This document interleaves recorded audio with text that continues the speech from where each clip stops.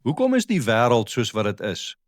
Ons kyk na die nuus, na ons land, na families, na alles wat in die samelewing gebeur in mense se lewens, in ons kerke dikwels, en dan vra ons, wat het dan verkeerd geloop?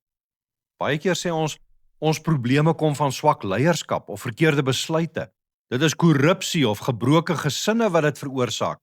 'n Gebrek aan opvoeding in die samelewing, mense wat nie meer tussen reg en verkeerd kan onderskei nie. En ja, baie daarvan is seker waar, maar is dit die diepste verklaring daarvoor? Of is daar iets dieper aan die gang? Iets wat ons met gewone oë nie altyd kan raak sien nie. Johannes sluit sy brief af deur die gordyn vir ons 'n bietjie oop te trek. Hy wys vir ons wat agter die wêreld se verwarring lê. En hy wys ook vir ons dat kinders van God nie bang hoef te wees in hierdie wêreld nie. Kom ons luister na God se woord.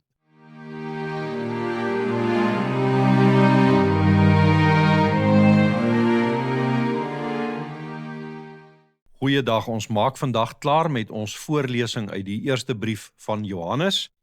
Ons het oor die laaste klompie aande het ons in die aandgodsdiens hieruit gelees en ons lees vandag die laaste verse uit 1 Johannes hoofstuk 5 vanaf vers 18 tot en met vers 21. Ons weet dat iemand wat 'n kind van God is nie meer sondig nie, maar die seun van God bewaar hom en die duiwel kry geen houvas op hom nie. Ons weet dat ons aan God behoort en dat die hele sondige wêreld in die mag van die duiwel is. En ons weet dat die seun van God gekom het en ons verstand gegee het om die ware God te ken en ons is in die ware God in sy seun Jesus Christus. Hy is die ware God en die ewige lewe. Liewe kinders, bly dus weg van die afgode af. Tot sover uit die woord van die Here. My woord is soos vuur, sê die Here, soos 'n hamer waarmee klippe stikkend gebreek word. Johannes sluit in hierdie verse sy brief af met 3 groot sekerhede. 3 keer sê hy vir ons hier, ons weet, ons weet, ons weet. Nou dit is nie toevallig nie. Hierdie brief is geskrywe aan gelowiges wat geleef het met baie verwarring, met misleiding. Hulle het met valse leer te doen gehad. Daar was mense wat die waarheid oor Jesus Christus verdraai het in die gemeente. Mense wat die gemeente verlaat het as gevolg daarvan. Daar was mense wat voorgegee het dat hulle God ken, maar wie se lewe dit nie bevestig het nie. En nou eindig Johannes nie sy brief met ons vermoed of ons hoop maar of die mense sê nie. Hy sê ons weet. Want die Christen leef nie uit die wêreld en uit mense se opinies nie. Ons leef nie uit wat vandag aanvaarbaar is vir mense en waaroor hulle môre dalk weer van gedagte kan verander nie. Ons leef uit wat God openbaar. Ons leef uit 'n vaste waarheid. Die eerste ding wat Johannes sê ons weet, is dat iemand wat uit God gebore is, nie meer rustig in sonde voortleef nie. Nou dit beteken nie dat 'n gelowige mens nooit meer struikel in die geloof nie. Johannes het tog vroeër, sal julle onthou, toe ons uit 1 Johannes 1 gelees het, baie duidelik gesê, ons moet onsself nie mislei en sê ons het nie sonde nie. Selfs 'n gelowige mens het sonde. Maar daar is 'n verskil tussen struikel in die sonde en rustig, sorgeloos voortleef in jou sonde. Kind van God kan val in die sonde, maar sonde is nie meer waar hy bly lê nie. Sonde is nie meer sy huis nie. Sonde is nie meer sy meester nie. Sonde word sy stryd. Waarom? Omdat hy uit God gebore is. Wedergebore is nie net 'n vars belangstelling in godsdiens nie. Dit is God se werk waardeur hy 'n mens uit die dood na die lewe bring. Daarom kan die gelowige nie meer rustig leef onder die heerskappy van die sonde asof niks verander het nie. Die troos hiervan lê egter nie vir ons in ons eie geloofskrag of in ons eie besluite nie. Dit lê in God. Johannes sê, ons troos is daarin dat die Seun van God ons bewaar. Dit is vir ons geweldig belangrik. Die kind van God staan nie sterk in die geloof omdat hy self moreel sterk is, of omdat hy self die regte insig het om die regte besluite te neem nie. Hy staan omdat Jesus Christus hom bewaar. Die duiwel kan ons versoek, die duiwel kan ons beskuldig, hy kan ons aankla en aanval, hy kan ons mislei, maar hy kry nie 'n finale houvas op die kind van God nie, op die mens wat in Jesus Christus lewe nie. En dan kom Johannes by die tweede sekerheid. Hy sê ons weet dat ons aan God behoort en dat die hele sondige wêreld in die mag van die duiwel is. Nou dit is sy diep diagnose van wat in hierdie wêreld aangaan. Dit antwoord ons vraag, hoekom is die wêreld soos wat dit is? Ons sê baie maklik, die wêreld is so want mense het verkeerd gestem, hulle het die verkeerde leiers gekies, regerings is korrup, waardes het verval. En daar is waarheid daarin, maar dit is nie die diepste probleem nie. Die diepste probleem, sê Johannes, is dat die hele sondige wêreld in die mag van die duiwel is. Nou dit beteken nie God se skepping is boos nie. Ons lees tog in Genesis dat hy alles goed geskape het. Dit beteken ook nie dat alles die duiwel se skuld is en dat mense nie verantwoordelikheid vir hulle dade moet aanvaar nie. Dit beteken nog minder dat die duiwel almagtig is, maar dit beteken wel dat die wêreld in sy sondige opstand teen God die speelveld van die bose geword het. Die wêreld is nie net sommer van self deurmekaar nie, die duiwel is daarin aan die werk. En nou is dit juis die werklikheid wat ons tyd nie wil erken nie. Vandag word die duiwel baie keer behandel as 'n mite, 'n spotprent, 'n figuur uit 'n ou wêreldbeeld. Maar die Bybel praat anders oor hom. Die Bybel sê, die duiwel is 'n werklikheid. Hy is 'n leienaar. Jesus noem hom die vader van die leuen. Hy verblind mense sodat hulle die heerlikheid van Jesus Christus nie kan sien nie. Ons probleem is baie keer juis dat hy nie altyd kom met 'n donker, bose gesig nie. Hy kom soms vermom as 'n engel van die lig. Hy kom nie altyd met bose leerstellings wat 'n mens maklik kan herken nie. Hy kom soos wat hy Jesus probeer verlei het, partykeer met die Bybel onder die arm, met die woord van die Here, wat hy verdraai en wat hy uit konteks uit aanhaal. Hy laat sonde normaal lyk en hy laat leuns soos die waarheid klink. Hy laat opstand teen God soos vryheid lyk.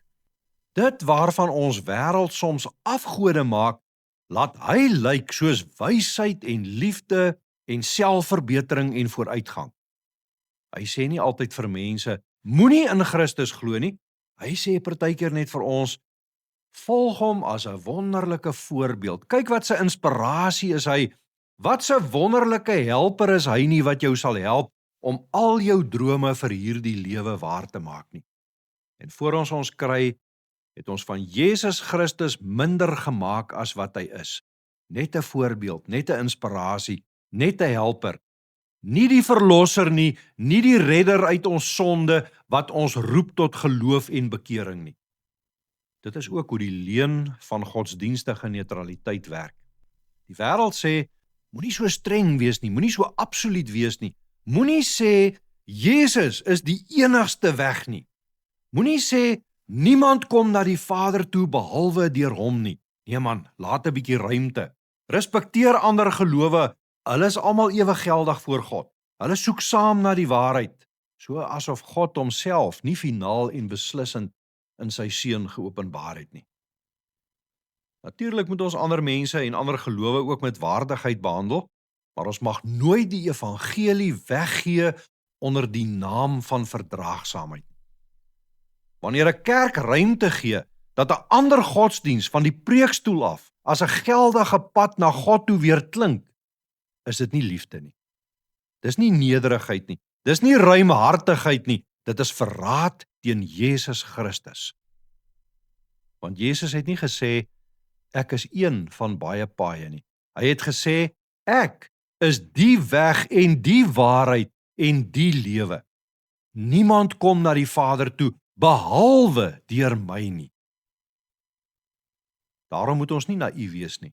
Hierdie wêreld is nie 'n neutrale speelveld nie. Die bose is hier aan die werk en partykeer selfs ook in die kerk. Daar is 'n duidelike skeiding, sê Johannes.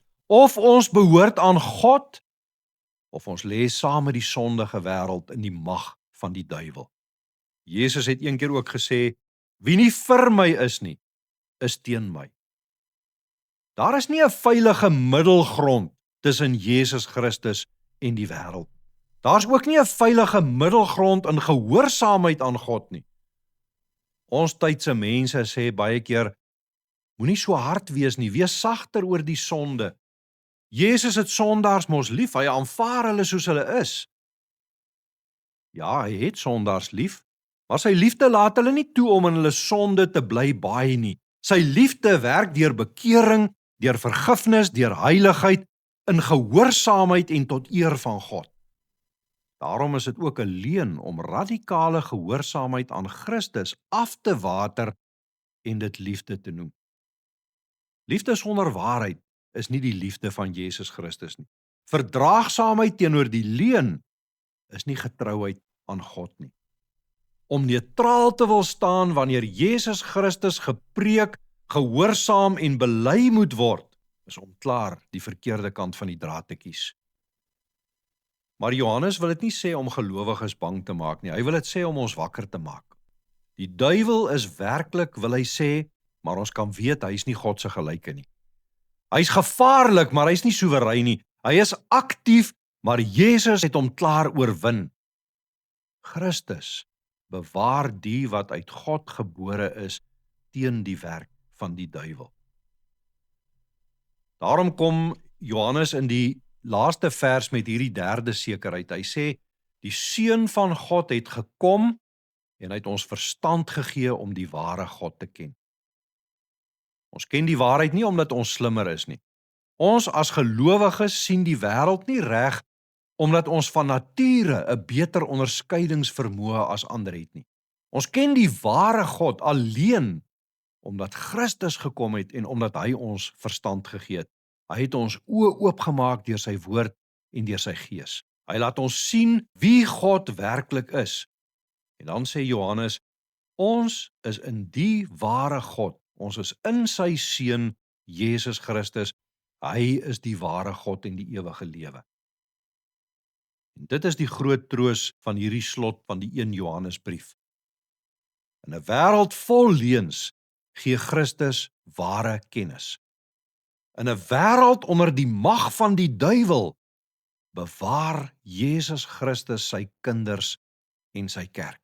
In 'n wêreld vol van afgode is Christus die ware God en die ewige lewe. Daarom eindig Johannes met 'n kort vaderlike bevel en sê hy, liewe kinders, bly dus weg van die afgode af. Afgode is nie onskuldig nie, daar's nie 'n neutrale afgod nie, daar is ook nie so 'n ding soos 'n goeie afgod nie. 'n Afgod kan enige iets wees wat Christus se plek inneem, jy ken hulle. Geld, mag, sukses, aansien, veiligheid, politiek, familie, selfbeeld, 'n godsdiens sonder Christus. Dit kan ook 'n verdraaide Christus wees, 'n Jesus wat my inspireer, maar wat my nie red nie, 'n Jesus wat my help, maar wat nie oor my lewe regeer en my tot geloof roep nie, 'n Jesus wat saam met ander godsdienste op een verhoog geplaas word, maar wat nie aanbid word as die ware God, die een weg, die een waarheid, die een lewe nie. Die wêreld hou aan ons die leuen voor dat ons in die middel kan bly, maar daar's nie 'n veilige neutraliteit teenoor Jesus Christus nie. Jy behoort aan God of jy lê in die mag van die bose. Jy hou vas aan Christus of jy word deur afgode weggetrek van God af. Jy bely Jesus Christus as die ware God en die ewige lewe of jy maak vir jouself 'n ander God wat die Bybel nie ken nie. Die waarskuwing aan die gemeente in Laodicea uit Openbaring 3 ego hier hard in ons ore. Jesus sê daar vir die gemeente, ek weet dat julle nie koud is nie en ook nie warm nie. As julle tog maar koud of warm was, maar nou omdat julle lou is, nie warm nie en ook nie koud nie, gaan ek julle uit my mond uitspoeg. Die Here aanvaar nie 'n lou middelposisie as gehoorsaamheid nie. Daarom bly weg van die afgode. Hou vas aan Christus. Hy bewaar sy kinders. Hy gee die ware kennis van God. Hy is die ware God en die ewige lewe. Amen. Kom ons bid nou saam. Hemelse Vader, ons dank U vir U woord. Dankie dat ons deur hierdie eerste brief van Johannes kon lees. Dankie vir elke waarheid wat U ons uitgewys het, vir elke vermaaning waarmee U ons wakker gemaak het, vir elke trooswoord waarmee ons versterk is, en vir elke belofte wat ons van hier af aan verder elke dag van ons lewe aan kan vashou. Ons bely, Here, dat ons in 'n wêreld leef wat nie neutraal teenoor U is nie, en dat ons dikwels daarin saamgesleep word. Ons hoor uit U woord dat die hele sondige wêreld in die mag van die duiwel is, en daarom bid ons, Here, dat U ons sal bewaar van ligsinnigheid. Bewaar ons daarvan om die bose te onderskat. Bewaar ons daarvan om meer oor die mag van die duiwel te praat as oor die oorwinning en die bewaring van ons Here Jesus Christus. Dankie dat ons ook kon hoor dat U seun die bewaar wat uit God gebore is. Here, dankie dat die duiwel nie die finale houvas kan kry op ons wat aan Jesus Christus behoort nie. Ons bid daarom, hou ons vas, Here, bewaar ons in U seun. Laat ons in Hom bly en laat ons in Hom die lewe hê. Vader, beskerm ons teen die aanslag van die bose, beskerm ons teen versoeking en verleiding, wat baie keer mooi en edel en liefdevol klink, maar wat ons wegtrek van U woord en van U waarheid. Geef vir ons onderskeidingsvermoë wanneer die leuns soos waarheid klink en sonde soos vryheid lyk en wanneer afgode soos wysheid voorkom. Here Jesus, U is die ware God, U is die ewige lewe. Trek ons harte elke dag terug na U toe. Laat ons nie lou of verdeeld of halfhartig wees in ons toewyding aan U nie. Gee Here dat ons U sal bely, U sal lief hê en dat ons U sal gehoorsaam.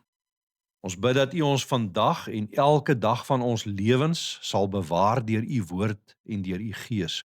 Ons bid ook dat U ons geliefdes sal bewaar, dat U hulle ook in die geloof sal bewaar. Vader, ons bid vir ons kerk, dat U die kerk reg oor die wêreld sal bewaar, dat ons getrou sal bly aan U tot die einde toe. Laat ons elke dag lewe as mense wat aan U behoort. Dit bid ons in die naam van Jesus ons Here. Amen.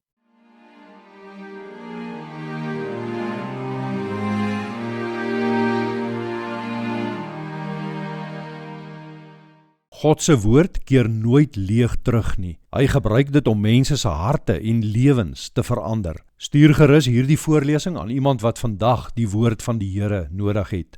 Vir nog Bybelvoorlesings en skrifgetroue woordverkondiging, volg Gelowig op Pad op Facebook en YouTube of sluit aan by ons WhatsApp kanaal waarvoor die skakel onderaan hierdie opname verskyn.